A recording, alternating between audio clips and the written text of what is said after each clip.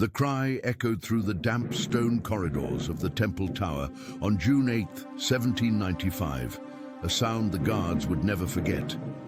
Not a cry of physical pain, but the final breath of a millennia-old monarchy dying on the vocal cords of a 10-year-old child. Louis Charles of France, once Dauphin of France, the boy who should have been king, exhaled his last breath on a rotting mattress as his emaciated body trembled one final time before eternal stillness. In that moment, it was not merely a child dying, but the end of a lineage that had ruled France for more than 800 years. 3 years earlier, in 1792, the same boy had run through the gilded gardens of Versailles, his rosy cheeks reflecting the light filtering through the crystal windows of the grandest palace in Europe. Louis Charles was then the center of a universe of silk, gold, and absolute power. His blonde hair fell in perfectly arranged curls, styled by servants who knew every strand of his royal head, and his blue eyes, the very same blue eyes of his Bourbon ancestors, shone with the innocence of someone born destined to rule millions of subjects. The scent of roses and jasmine permeated his chambers, where embroidered tapestries recounted stories of military glory and royal conquests. He was the second son of King Louis XVI and Queen Marie Antoinette. But when his older brother, Louis-Joseph, died in 1789, fate elevated him to the position of heir to the most powerful throne in Europe. In those golden days, the young Dauphin awoke to music performed by the court's finest virtuosos, while dozens of nobles waited in antechambers for the mere honor of witnessing him take his breakfast. His toys were works of art created by Paris's best craftsmen. Solid silver toy soldiers, hand-carved wooden horses, illustrated books adorned with gold leaf. Every meal was a ceremony, every stroll a procession, every word a small decree that the adults around him obeyed with almost religious reverence. Marie Antoinette, his mother, showered him with kisses and caresses, her silk dresses whispering as she kissed his golden hair and whispered promises of a glorious future into his childlike ears. "You will be the most beloved king France has ever known, mon petit Dauphin," she would say, tears of joy falling onto her son's silken hair. The Palace of Versailles was his private kingdom. In the Hall of Mirrors, he would play hide-and-seek between the marble columns as the sunlight created rainbows in the crystal chandeliers above his head. The gardens stretched as far as his eyes could see, dancing fountains, rose labyrinths, and pavilions where musicians played solely for his entertainment. At night, when the candles were lit, the palace transformed into a luminous fairy tale, and the little prince would fall asleep on silk sheets embroidered with the royal coat of arms, surrounded by the unconditional love of a court existing solely to serve him. But the winds of history were already howling in the streets of Paris. In 1789, the year Louis Charles became Dauphin, the French Revolution began to roar like a distant storm gradually approaching the gilded gates of Versailles. The first news arrived, filtered through the courtiers, whispered in dark corners of the corridors.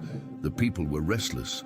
The Estates General had been convened, and there were rumors of riots and protests. Yet within the palace walls, protected by royal guards and the illusion of monarchical eternity, the boy continued his royal routine, oblivious to the storms forming beyond his world of gold and crystal. Marie Antoinette began noticing the first cracks in the perfect facade of her life. Her ladies-in-waiting whispered among themselves, some nobles disappeared without explanation, and the secret meetings between Louis XVI and his ministers became more frequent and tense. The smell of fear began to mingle with the scent of roses in the palace corridors. At night, the queen held her son tighter, as if she could protect him from the world crumbling outside. "Don't worry, maman," the boy would say in his clear voice. "Papa is the king. Nothing can happen to us." But in Marie Antoinette's eyes, the terror of someone beginning to understand that not even the divine right of kings could stop the fury of a hungry, enraged populace already glimmered. In October 1789, reality invaded Versailles like an avalanche of cries and steel. A multitude of Parisian women, armed with kitchen knives and wooden clubs, marched to the palace demanding bread and justice. The sound of their shouts reverberated through the marble corridors, a sinister symphony replacing the gentle melodies that once lulled the young Dauphin's days. Louis Charles was awakened in the middle of the night by the sound of breaking glass and his parents' screams. Marie Antoinette, her face ashen with terror, scooped him into her arms and ran through the dark corridors, her heels echoing in desperation on the cold marble. "Maman, what's happening?" the boy asked. But the answer came in the form of more yelling from the courtyard, where the mob demanded the Queen's head. The royal family was forced to leave Versailles and return to Paris, settling in the Tuileries Palace. For Louis Charles, it was like leaving paradise and entering a gilded purgatory. The Tuileries, though still luxurious, were a disguised prison. Revolutionary guards replaced the former royal servants, their blue uniforms contrasting sharply with the red, white, and blue tricolor banners fluttering where royal colors had once hung alone. The boy sensed the change in the air. It was no longer the perfume of roses, but the smell of sweat, fear, and gunpowder wafting through the open windows. Sometimes, from the balcony of his chambers, he could see crowds gathering in the square below, their fists raised and their voices united in revolutionary chants that made the window panes tremble. His golden toys were gradually replaced by simpler objects.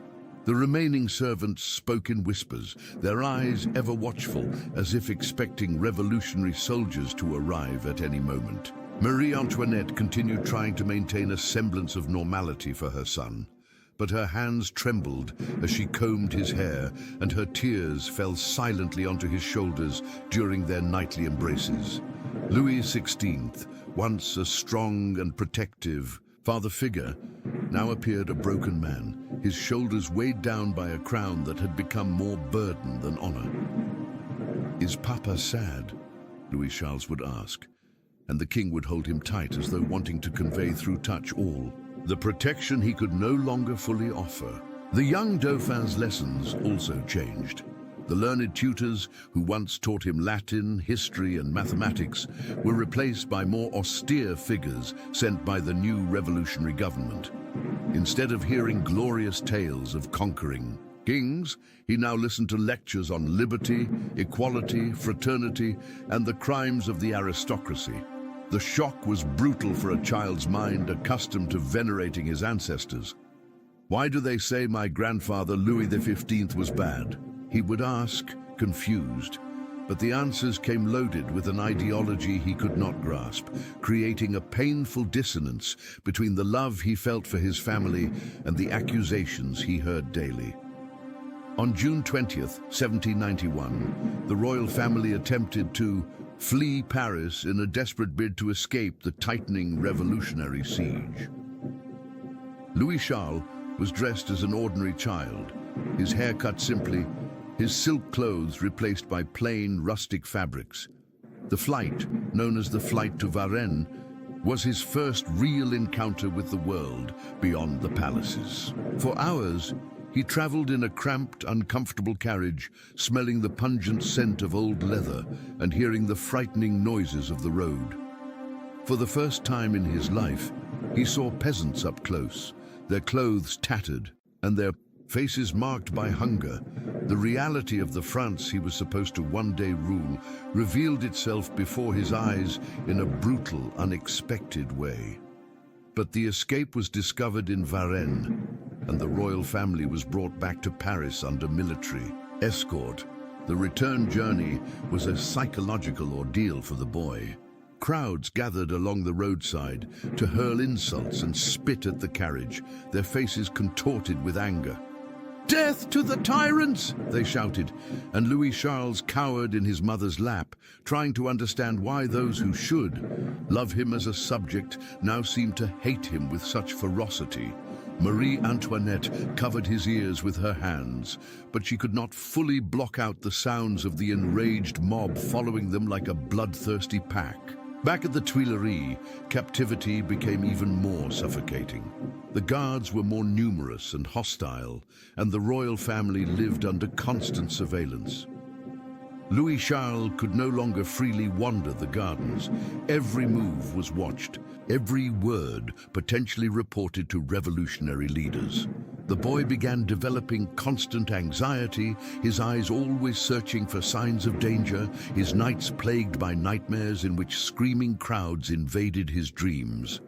The smell of fear became a constant presence in the palace, mingled with the odor of simple, cheap food that had replaced the royal banquets. In 1792, the situation deteriorated drastically. War had begun, and foreign armies advanced toward Paris, promising to restore the monarchy by force. But instead of hope, these reports intensified revolutionary paranoia. Louis Charles overheard whispered conversations about traitors and enemies of the people, words directly referring to his family. The palace was stormed multiple times by revolutionary mobs, and with each invasion, the boy was hidden in secret rooms, trembling in fear as he heard the shouts and sounds of furniture being smashed. "Are we going to die, Maman?" he would ask, and Marie Antoinette, her eyes brimming with tears, replied, "No, mon chéri, God will protect us," though her voice trembled in a way that belied her words. On August 10th, 1792, the Tuileries Palace was attacked by an enraged crowd. Louis Charles witnessed real royal bloodshed for the first time when the Swiss guards protecting the family were massacred in the palace courtyards. The metallic scent of blood mixed with gunpowder and sweat, creating an atmosphere of horror that would be forever etched into his childhood memory. The royal family was forced to seek refuge in the National Assembly, where they remained for hours in a small, cramped room, listening to the crowd's cries demanding their heads. Louis Charles clung to his mother's skirts, his small body trembling uncontrollably, while Marie Antoinette whispered prayers into his ears, her tears soaking his hair. From that day on, the royal family was transferred to the Tower of the Temple, a medieval fortress in the heart of Paris that would become their final prison. The change was brutal for Louis Charles. From the gilded halls and fragrant gardens, he was thrown into cold, dark, damp stone rooms. The windows were small and barred, letting in only a grey, sorrowful light that barely illuminated the sparse, worn furniture. The smell was of mold, urine, and hopelessness, a suffocating combination that definitively replaced the luxurious perfumes of his childhood. At night, rats scurried along the walls, and the boy curled himself on his hard bed, trying not to hear the sinister noises echoing through the stone corridors. In the Tower of the Temple, the royal routine completely collapsed. There were no more ceremonies, no respectful servants, no illusion that he was special.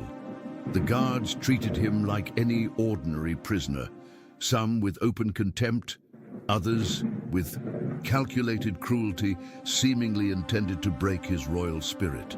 The meals were simple and often cold: stale bread, thin soup, water with a metallic taste. Louis Charles, accustomed to delicacies prepared by France's finest chefs, often vomited the coarse food, his stomach rejecting it. Marie Antoinette tried to console him, saying it was temporary, that they would soon be free, but her words sounded more hollow with each passing month. In December 1792, Louis XVI was tried for treason.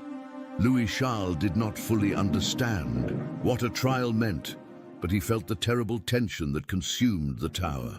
His father, who had always been a strong protective figure, spent entire days in silence, his eyes fixed on a distant point, as though already seeing the guillotine awaiting him. Marie Antoinette wept constantly, trying to hide her tears from her son, but her sobs echoed through the stone walls on cold winter nights. "Why does Mama cry so much?" Louis Charles asked, and the answer came in more desperate hugs and tear-soaked kisses. On January 21st, 1793, Louis XVI was executed by guillotine. Louis Charles did not see the execution, but heard the crowd's cries gathered at the place of the revolution to witness the king's death. The sound reached the tower of the temple like a distant roar, a sinister echo announcing the definitive end of the French monarchy.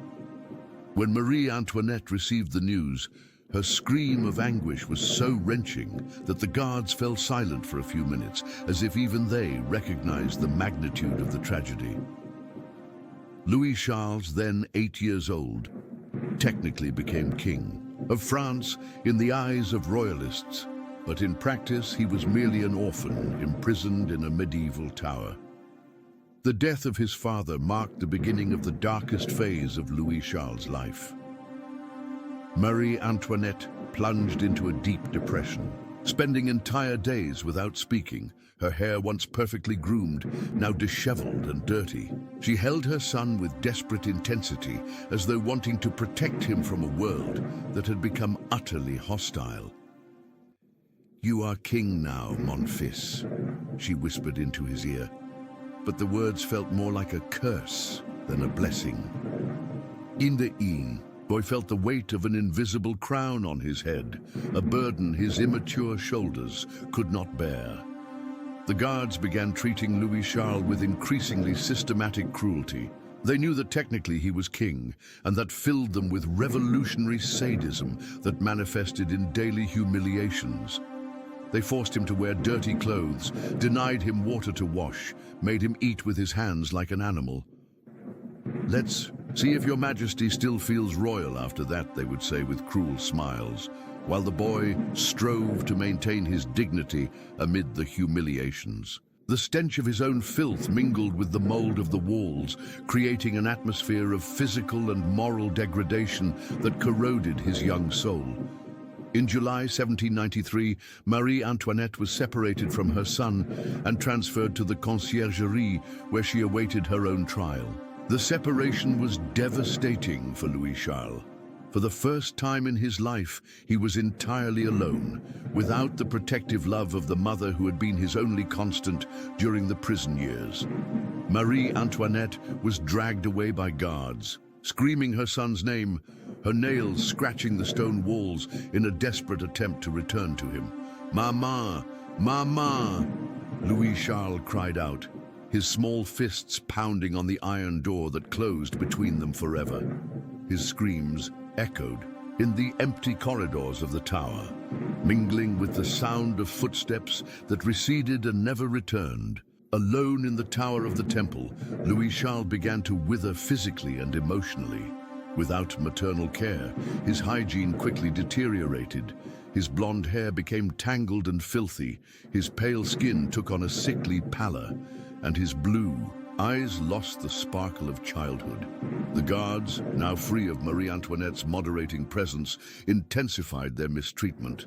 They woke him at night with shouts and insults, forced him to sing revolutionary songs that mocked his family, and made him utter curses and blasphemies that wounded his Catholic soul. "Say your father was a tyrant," they ordered, and when he refused, they deprived him of food for days. In October 1793, Marie Antoinette was executed by guillotine. Louis Charles did not immediately learn of his mother's death, but sensed a terrible change in the air of the tower. The guards seemed more cruel, their smiles more sinister, as if a final moral barrier had fallen. When they eventually told him about the execution, the boy neither screamed nor cried.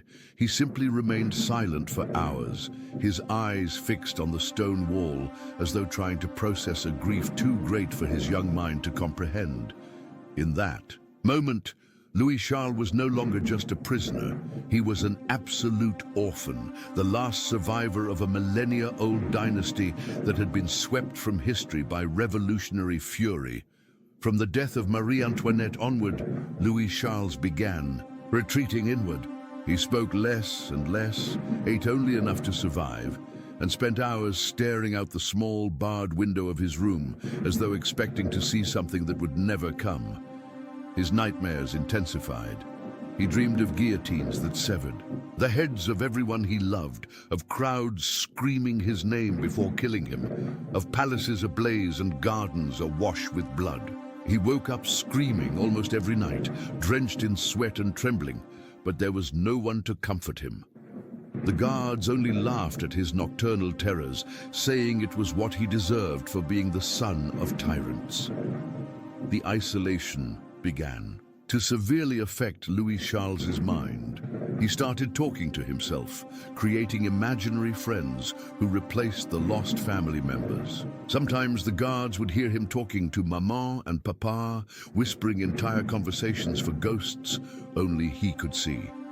"Yes, Maman, I am being strong," he would say to the empty air, his tears falling silently onto the cold stone floor.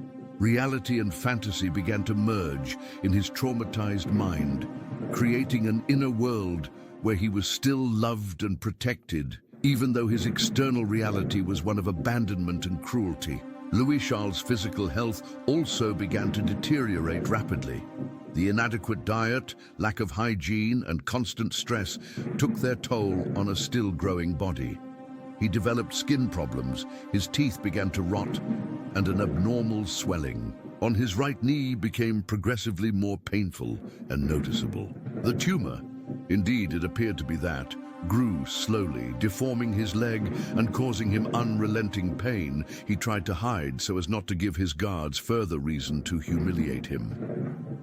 The smell of infection began emanating from his body, mixing with the tower's mold in a nauseating combination that even the cruelest guards recoiled from. In July 1794, Robespierre was executed, and the reign of terror came to an end. But for Louis Charles, isolated in his tower, this political shift went unnoticed. He remained a prisoner, continued to suffer, and kept wasting away slowly in absolute solitude. New guards arrived, some even more humane than the previous ones. But the damage had already been done. The boy who had once been the center of a universe of luxury and power was now nothing more than a specter haunting the corridors of a medieval prison. During the winter of 1794-1795, conditions in the tower of the temple worsened further. The cold penetrated the stone walls, and Louis Charles had no adequate clothing to keep warm. His lips turned a permanent shade of blue, his fingers swelled from the cold, and a persistent dry cough echoed through his room during the frigid nights. The smell of illness intensified, not only from the tumor's infection, but also the sickly sweet odor of a body slowly dying. He began suffering frequent fevers, deliriously calling out for his mother and father as though they might still come to save him. In his fevered delusions, Louis Charles relived his gilded days in Versailles. He spoke of golden horses, fragrant gardens, and heavenly music, as though his mind sought to escape the sordid reality surrounding him. "Look, Maman, the gardens are in bloom," he would say to the empty walls, his eyes shining with a feverish light that was more frightening than comforting. Initially amused by his visions, the guards grew troubled by the intensity of his descriptions. There was something deeply unsettling about witnessing a child so young, lost between reality and fantasy, especially one who had been heir to Europe's most powerful throne. The tumor in his leg grew so large that Louis Charles could barely walk. He limped painfully around the small room, leaning against the damp walls to prevent himself from falling. The pain was constant and excruciating, but he had learned not to cry out too loudly, for that only invited more cruelty from the guards. Sometimes, when the pain became unbearable, he bit his own lips until they bled, trying to transfer his internal suffering to a controllable external pain. The metallic taste of blood in his mouth became familiar, a daily companion of agony. By spring 1795, Louis Charles was visibly dying. His skin had taken on a corpse-like pallor, his eyes were sunken and ringed with dark circles, and his body had become skeletal. The scent of death began to emanate from him, not only the odor of infection, but also that sweet, unsettling aroma that precedes the end of life. Even the most callous guards felt uneasy in his presence, as if the close proximity of a dying child reminded them of their own mortality and the atrocities they had committed. During his final days, Louis Charles spoke little, but when he did, his words displayed a hauntingly mature lucidity. "I forgive you," he said once to one of the guards, in a voice so weak it could barely be heard. "Mama taught me we must forgive our enemies." The guard, a rough man who had taken part in many of the boy's humiliations, stood silent for a long moment before quickly leaving the room, as if unable to bear the weight of forgiveness from a child he had tortured. On June 8, 1795, Louis Charles awoke weaker than ever. His breathing was labored, a wheezing sound echoing off the stone walls. He tried to rise from the bed, but his legs could not support him, and he collapsed onto the cold floor of the cell. The impact caused him to cry out in pain, a sound that traveled through the tower corridors like a ghostly lament. That cry alerted the guards, who found the boy collapsed, trembling uncontrollably, his blue lips moving in silent prayers. No doctor was in the tower that day, nor had one been summoned for months, despite the obvious decline in the prisoner's health. Louis Charles was placed back on the bed, where he lay for hours, his breathing growing ever more irregular. His eyes, which had once shone with childhood joy and later with terror, now stared vacantly at a point on the ceiling, as though seeing something the guards could not perceive. "Mama," he whispered one final time, his voice barely audible. "I'm coming, I'm going." At 2 o'clock in the afternoon on June 8, 1795, Louis Charles of France died. There was no ceremony, no official mourning, no acknowledgement that France's last legitimate king had drawn his final breath in a cold, damp cell. His body was found in the fetal position, as if, even in death, he had tried to protect himself from a world that had been too cruel for him to endure. The guards noted that despite all the filth and disease that had consumed him, his face in death bore an almost serene, peaceful expression, as though he had finally found the rest that life had denied him. Louis Charles's body was superficially examined by a physician who arrived hours after his death. The official report mentioned scrofula and knee tumor, but it could not capture the true cause of death: the broken heart of a child who had lost everything he loved, the shattered soul of a boy, transformed from prince to pariah, from heir to orphan, from symbol of power to victim of power. He had died not only of physical disease, but of a spiritual illness no contemporary physician could diagnose or cure. Rumors began circulating immediately after his death. Some said Louis Charles had been poisoned by the revolutionaries who feared he might become a monarchical symbol of resistance. Others whispered that he had been switched with another child years earlier, and that the real Dauphin had escaped to live in exile. Fantastic stories emerged of sightings of the lost prince in distant lands, creating a mythology that would persist for decades. But the truth was simpler and more terrible. A child had died from neglect, cruelty, and abandonment. A victim of historical forces he could neither understand nor control. Louis Charles' funeral was a hasty, undignified affair.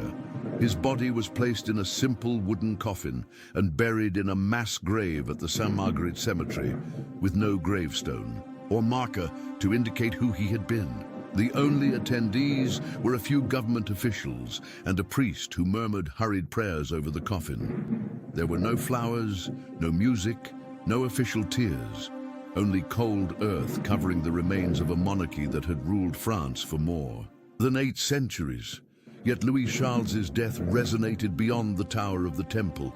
Across Europe, exiled royalists received the news with horror and indignation. Desperate letters circulated among European courts describing the brutal treatment given to France's last king. "They have killed a child," wrote an Austrian noble in a letter that survived the archives. "They did not merely execute a king, they murdered childhood and innocence itself. May God forgive them, for history will not."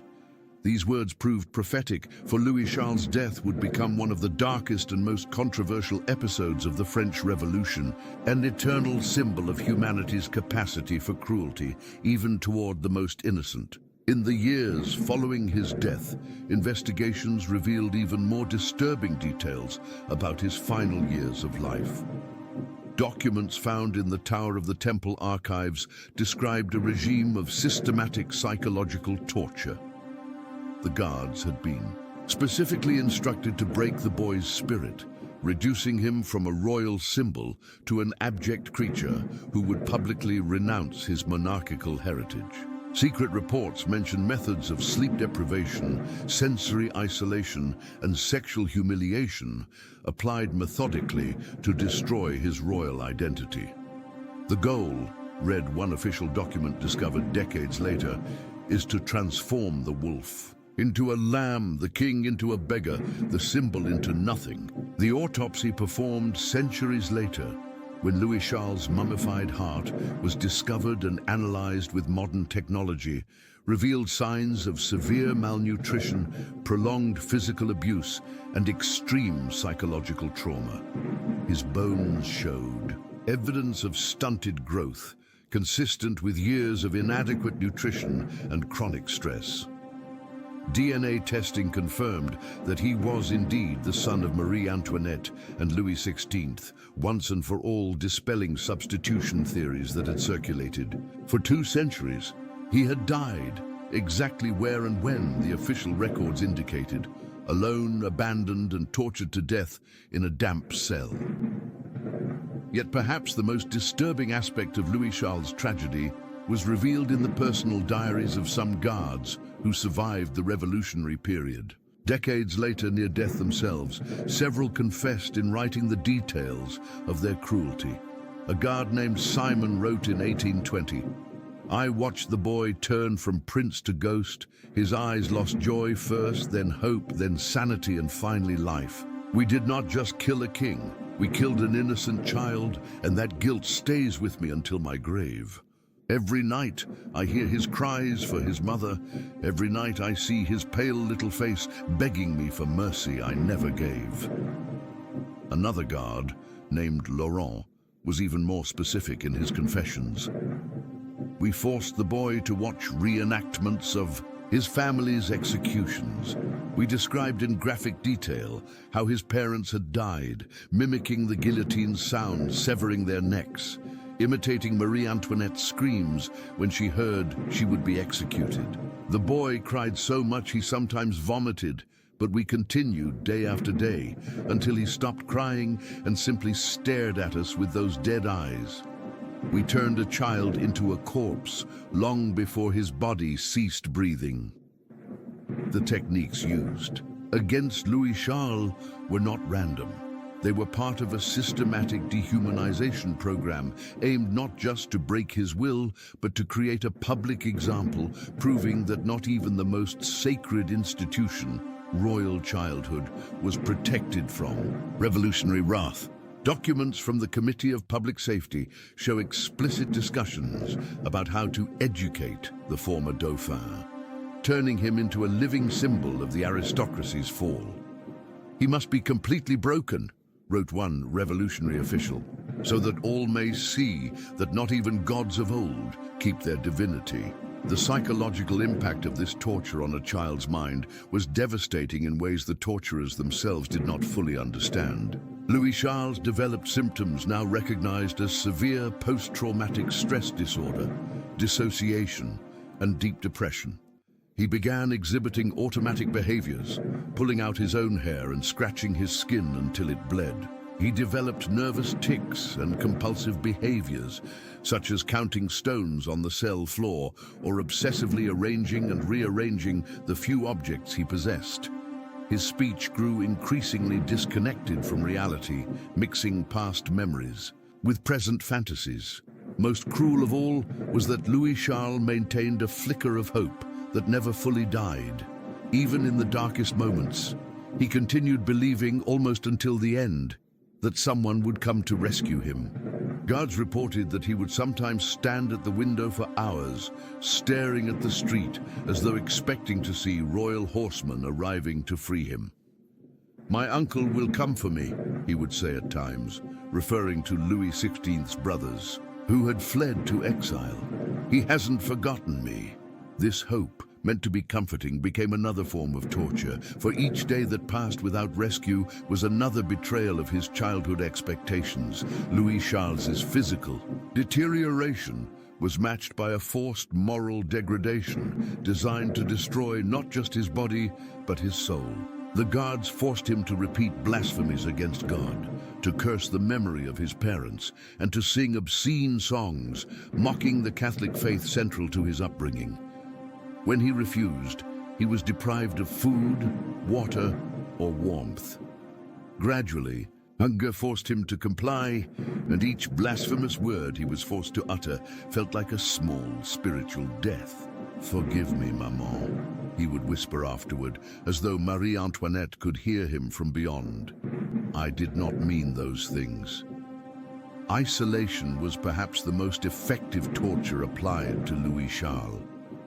Children need human contact, affection, and social interaction to develop normally, and the deliberate deprivation of these basic elements caused irreversible psychological damage. He spent months without speaking to anyone except hostile guards, without receiving a hug, a smile, or any human gesture of care.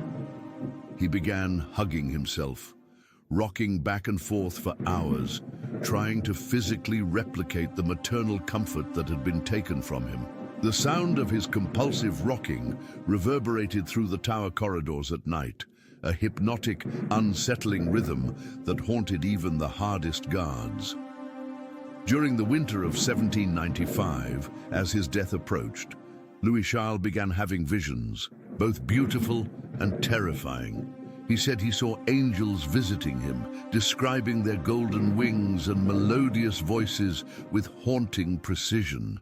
"They tell me that Maman is waiting for me," he would tell the guards, who initially mocked but gradually fell silent at the intensity of his descriptions. "She is in a beautiful garden, with all the flowers she loved at Versailles. Angels say I need not be afraid anymore." These visions, likely hallucinations caused by fever and starvation, provided him the only comfort in his final days. Louis Charles's slow death became a metaphor for the violent end of an era.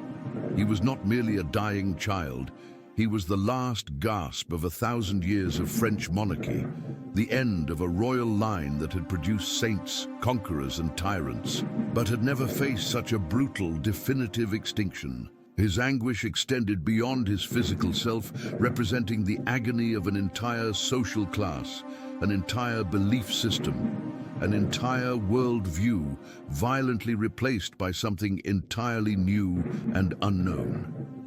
The symbolism of his death did not escape the most perceptive contemporaries. An Austrian observer wrote, "They did not just kill a boy, they executed an idea. The idea that some are born special, touched by divine grace. By letting France's last king die like a forsaken animal, they declared there are no more kings, no more chosen ones, no more sacred hierarchy. There is only human flesh, equal in death." This observation perfectly captured the philosophical dimension of Louis Charles' tragedy. Yet there was also a cruel irony in how he died. The French Revolution had promised liberté, égalité, fraternité, liberty, equality, fraternity. However, Louis Charles had been deprived of all three. He had no liberty, having been imprisoned since age 7. He had no equality, treated worse than any common criminal. And he certainly had no fraternity. abandoned by every adult who should have protected him. The revolution, proclaiming itself humanitarian, had proven profoundly inhumane when confronted. With the most fundamental vulnerability, a helpless child, the Tower of the Temple, where Louis Charles spent his final years, became, after his death, a silent pilgrimage site for royalists and curious onlookers. For decades, people came to gaze at the barred windows where the last king had withered away, trying to imagine the horrors that took place within those medieval walls. The tower was demolished in 1808 by order of Napoleon, who feared it might become a symbol of monarchical resistance, but its memory persisted. Today, a plaque marks where it once stood, with a simple inscription that fails to capture the enormity of the tragedy that occurred there. Louis Charles's legacy transcended the political divisions of his time. Even staunch Republicans began to express horror at how he had been treated. Victor Hugo, a fervent supporter of the Republic, wrote decades later, "A revolution that kills children is not a revolution. It is a crime against humanity. We can judge kings, we can execute tyrants, we can topple thrones, but we cannot torture innocents." What they did to the little Dauphin was a stain no political progress can erase. These words echoed a growing sentiment that regardless of political justification, certain moral lines must never be crossed. Louis Charles's story also became a case study on the effects of childhood trauma. 19th and 20th century doctors and psychologists studied his case as an extreme example of psychological abuse and its consequences. His symptoms, regression, hallucinations, self-harm, emotional withdrawal, became benchmarks in what we now call post-traumatic stress disorder in children. Paradoxically, his horrific death contributed to a greater understanding of trauma psychology, eventually helping other abused children receive better care. Perhaps the most disturbing aspect of Louis Charles's story is its enduring contemporary relevance. In every era and place where extremist political regimes have seized power, innocent children have paid the price for adult radicalization. His story resonates with children's experiences in concentration camps, totalitarian regimes, civil wars, and genocides. He became a universal symbol of innocence destroyed by political cruelty, a reminder that behind all great historical events lie individual humans, often the most vulnerable, who suffer disproportionately for events they neither created nor controlled. The rediscovery of Louis Charles' mummified heart in 2000 and its subsequent genetic analysis confirming his identity brought scientific closure to one of history's most persistent controversies, but it also reopened emotional wounds that many French thought long healed. Heated debates emerged over where and how he should be buried, with monarchists demanding a royal funeral and Republicans arguing that such a ceremony would betray the Republic's principles. In the end, his heart was discreetly interred at the Basilica of Saint-Denis, alongside the tombs of other French kings, in a ceremony that sought to balance acknowledgement of his personal tragedy with respect for modern Republican values. Louis Charles' belated funeral, more than 2 centuries after his death, was a strange and moving ceremony. Representatives of European royal families attended, along with historians, clergy, and ordinary citizens touched by his story. Tears were shed for a boy none of them had known personally, yet whose tragedy had transcended time and touched hearts across centuries. "Today," said the Archbishop presiding over the ceremony, "we do not bury a king, we bury a child who suffered too much.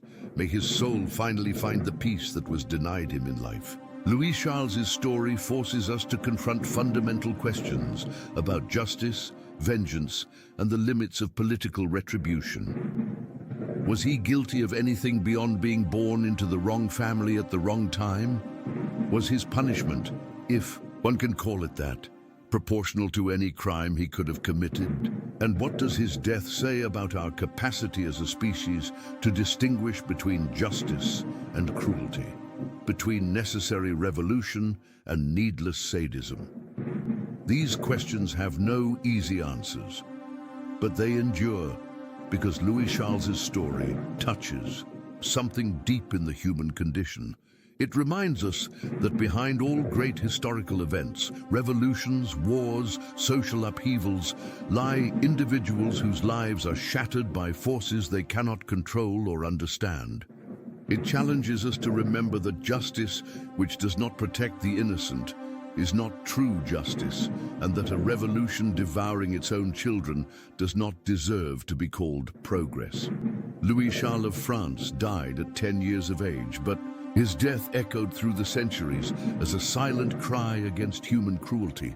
He became more than a historical victim. He became an eternal symbol of lost innocence, a perpetual reminder that in our pursuit of political and social change, we must never forget our basic humanity. His brief life, cut short by the brutality of adults who should have protected him, continues to haunt and teach us long after the political passions of his era have cooled and been forgotten. And perhaps that is the true lesson of Louis Charles, that some things transcend politics, that some truths are more important than ideology, and that certain crimes against humanity cannot be justified by any cause, however noble it may seem. He died alone and abandoned in a medieval tower, but his memory refuses to die, persisting as a silent voice whispering through the centuries, "Remember me, remember what you did to a child, remember so that it never happens again."